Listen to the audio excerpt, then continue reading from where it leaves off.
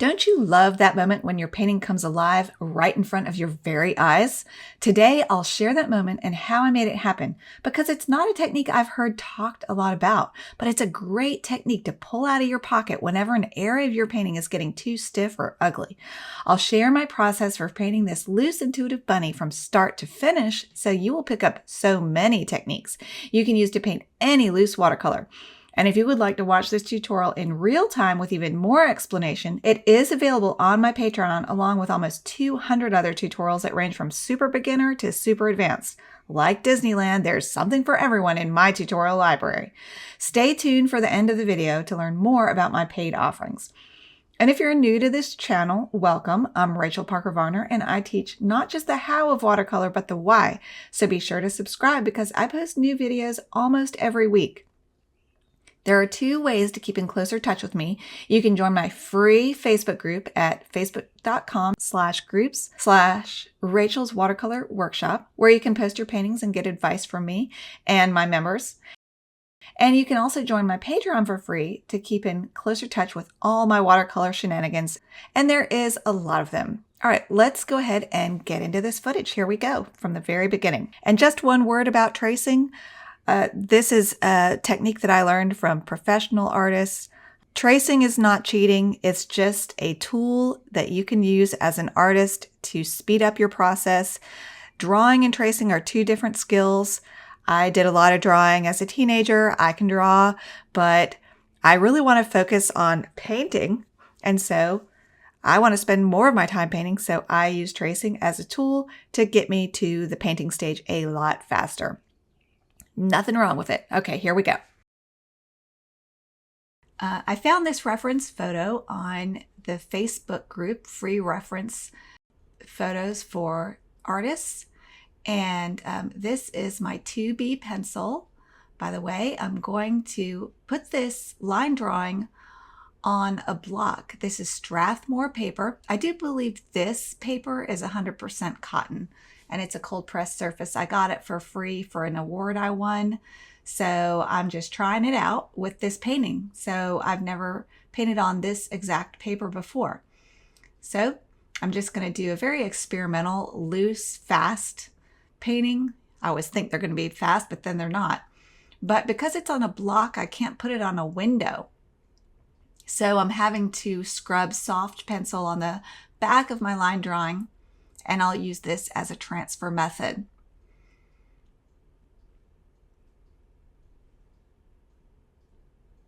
And this bunny is about 8 by 10 inches, but I'm going to put him in the corner, let there be a lot of open space in this painting. I do like paintings that have a lot of white paper on them.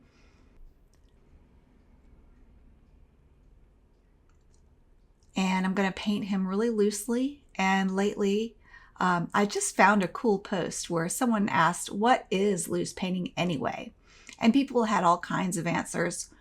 But there was one lady in particular, I forget her name, I'll have to put it here. And she had a really cool answer. Her answer was that loose painting is one where there are less edges, which what happens when there aren't any edges?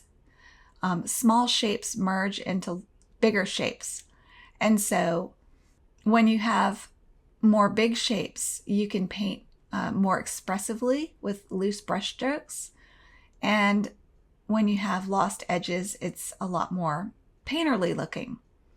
So I really like that explanation, that loose painting is when you lose a lot of edges.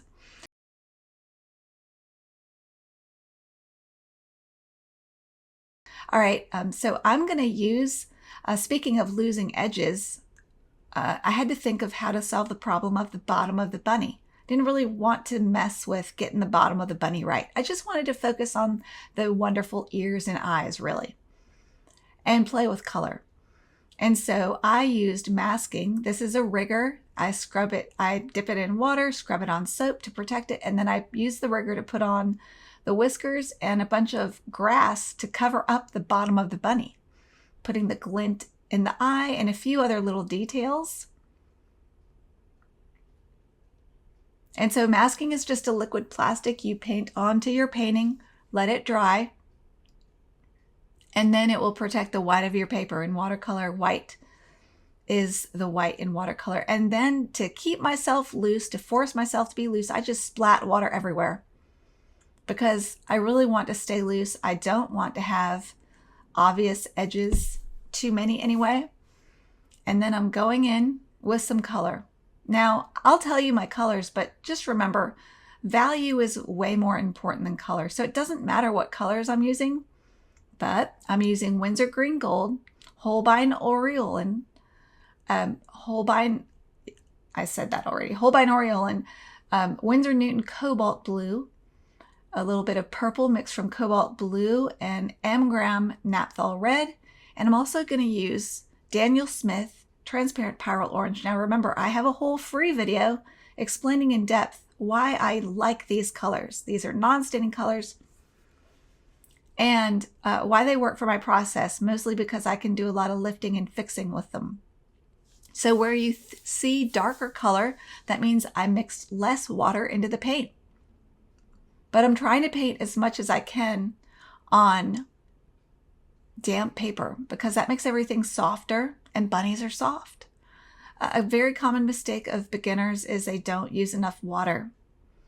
So when you put a lot of water on your paper, not puddling water, but water, it helps your paint flow and kind of paint itself.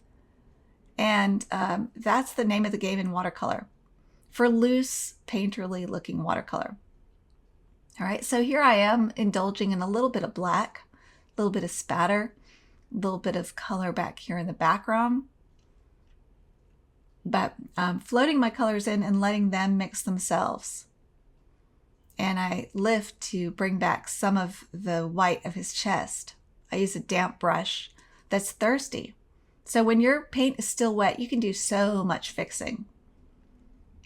All right, I'm doing an underpainting Cobalt Blue, then putting in some orange, then lifting out the bottom third like I like. And then as it sets up, I can drop in a little thicker dark paint in the corners and along the top of the eye. The ear is wet, so I'm dropping in color, transparent pyrrole orange. Here's some opera, getting some purple. I didn't really like how my blend looked in the ear. I thought it looked choppy. So this is going awful fast, but what I'm going to do is when it's half dry and very much in the buckling stage, I'm going to splat it with water to really loosen this ear up. And I really ended up liking how this ear looked. It looked very poetic, but it really helped to break it up. I heard one artist use the term break everything up. He was a loose painter, and that made so much sense to me, to break things up. Don't make them so obvious and hard-edged. And here is the moment that this painting went from meh to, oh yeah, I might have something here. I'm going to slow down this footage so I can fully explain what I'm doing and why I like to do it like I do in all my paid tutorials, which are in real time, unlike this video that I sped up a lot of the footage. But anyway, I hated the ears at this stage. They were supposed to be the star of the show, and my goal for my art is for it to be dreamy looking, but these ears looked heavy and clunky, and I didn't like how my colors were blending. Now remember, I'm using Strathmore paper that is student grade, and it doesn't always blend the best. My painting was still wet, so that gives me a lot of options for things I can do to continue to work on the area. And I chose to splat it with clean water. Now the timing has to be perfect for this technique. You don't want your paint to be too wet or too dry, but somewhere in between. So that's why you see me touching my paper here to see how wet it is. It's still cool to the touch, so that's my sign that this area is ready to be splatted with clean, clear water to break it up. It's in the stage right as it's entering the buckling stage, which I explained that in more detail in my free watercolor clock video, and I'll link that video and several other binge-worthy videos in the comments. So watch what happens when I splat the ears with clean water. They get dreamier and all of a sudden take on that ethereal look I strive for in my work. And this is a good takeaway. When in doubt with watercolor, the answer is often to add more water. Either add water to your paper before you even paint, or add it after you painted with splatting or spray bottle. My students who have watched my Patreon videos see me demonstrate these techniques all the time. But anyway, for me, the painting came alive after I saw the ears come alive, and this is the point where I got re-energized to finish the painting. So let's move on to learn even more techniques, and you're about to learn another little trick I love to use to dreamify my paintings. Be sure to watch to the end because the crucial techniques I use to pull together my loose paintings are not to be missed. Let's speed back up the footage and let's look at another technique I use to dreamify my paintings, mainly by breaking up long, hard, stiff edges. And isn't that a basic rule in life? If it's long, hard, and stiff, you gotta figure out how to break it up. Of course, I'm only referring to long, hard, and stiff edges in paintings. Anyway, I digress. Let's keep going. I need to move on, don't I? I think I have a t-shirt idea, by the way, there. Don't you? Everything's completely dry, so this is the second layer. I'm going in with very tea consistency, very watery paint, and going in with warm colors over these cool colors and painting right over the boundary to kind of lose edges or to break up edges, again, by painting little pools of orange paint across some of the edges. And here I'm just darkening my eyeliner. I am going to make the eye the star of the show like I like to do, although those ears call for a lot of attention because they have a lot of warms like yellows and oranges and reds in them. But I'm using a 0 round for these smaller details, painting carefully around slivers of eyeliner. So in loose painting, you can still have areas of tight control, like in the eyes, to call attention to the eyes. But even in the eyes, I will lose a few edges and it really makes them look so much dreamier. But I do have some little slivers of eyeliner that are very tight. And that helps the viewer know, oh, let's look at the eyes. That helps them understand where to look.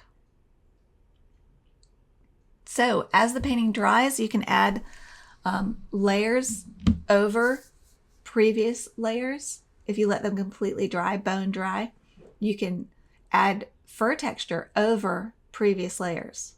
This is a really neat brush. This is a striper brush by Silver Black Velvet. And by the way, I have a comprehensive list of my favorite art supplies with links to them. They are affiliate links, but that does not increase the cost to you. It just gives me a little extra money when you use my affiliate links. And you can find those at rachelstudio.com/supply list. I do believe you have to join as a member to access that, but I promise not to spam you. I do send out newsletters once in a while full of juicy watercolor tips and other news about what I'm up to.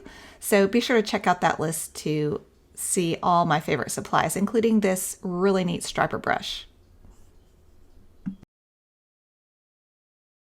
And we're using it to fling paint, and I ended up, it was so cool how I painted the grass and then I used fast swishy brush strokes and flicked on the grass almost. And then at the end of the stroke, it made those cool splatters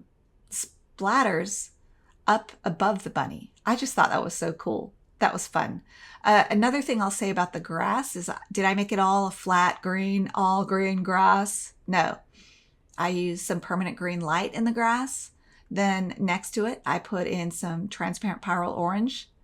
And some of it is wet and wet, so I let oranges melt into greens in places. Then I used some blue in the grass, putting on a little bit of purple to add a little bit of texture to the bunny.